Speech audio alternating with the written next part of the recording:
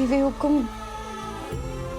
देव sir ने आपको सच बताने की बहुत बार कोशिश की, लेकिन परिस्थितियां ऐसी बनती गई कि वो आपको कुछ बता ही ना पाए। माँ बेटे के रिश्ते को किसी की वकालत की जरूरत नहीं है। हमें पता है हम क्या कर रहे हैं। तुम जा सकती हो।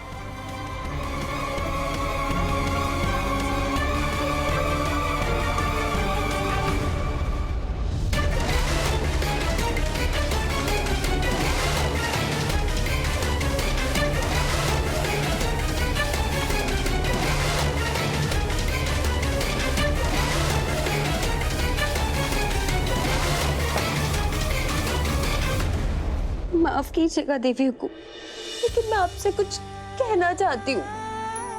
जो कुछ भी हुआ उसमें देव सर की कोई गलती ना है,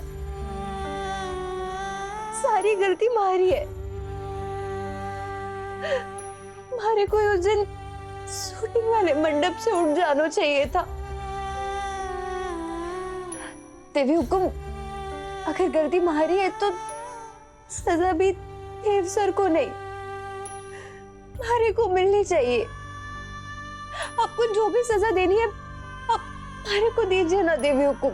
हर वक्त दूसरों की गलती को खुद पर लेना अच्छी आदत नहीं है वसुधा।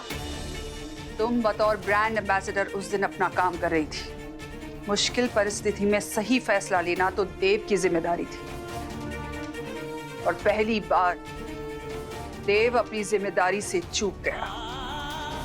बात सिर्फ शूट में तुम्हारे साथ मंडप पर बैठने की नहीं, बात सच पर पर्दा डालने की थी, और ये सच छिपाकर देव ने हमारे विश्वास को ही नहीं, हमारे गुरूर को भी छीना है।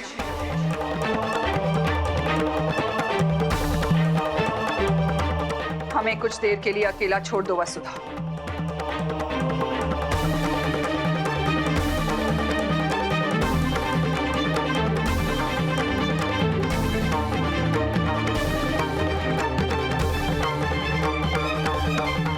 रुको।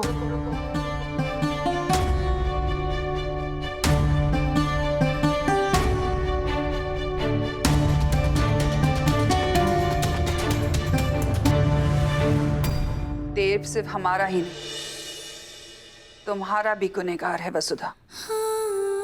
हम जानते हैं तुमको, तुम्हारी सोच को, तुम्हारी परवरिश को।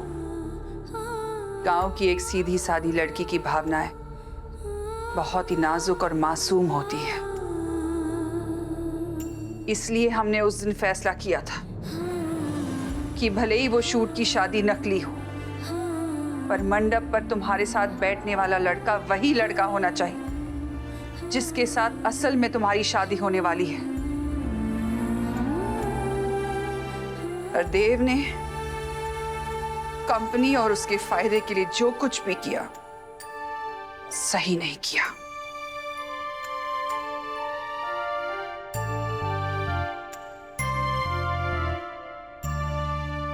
वसुधा, एक औरत होने के नाते हमें सच सच बताना, उस शूट की शादी से तुम्हारे दिल और दिमाग पर क्या असर हुआ? तुमने उस दिन जो कुछ भी महसूस किया बेझिझक हमसे कह सकती हो। हमारे मन में असली प्यार जैसी उमंगें क्यों उठ रही हैं? अगर मैंने देवी हुकुम ने सच बता दिया कि मैं उस शूटिंग वाली शादी ने असली शादी और देव सर ने अपना सुहाग मान चुकी हूँ, तो देवी हुकुम की नाराजगी और बढ़ जाएगी। हो सके कि वो देव सर ने और भी कड़ी सजा सुना देवे। नहीं नहीं, देव सर के लिए उनकी मां साहब सबसे जरूरी है। फिर मैं उनके अलग होने का कारण कैसे बन सकूं? सूरी देवी हुकुम, पर इस परिवार की भलाई के लिए मारे को अपनी देवी ने धोखा देना होगा।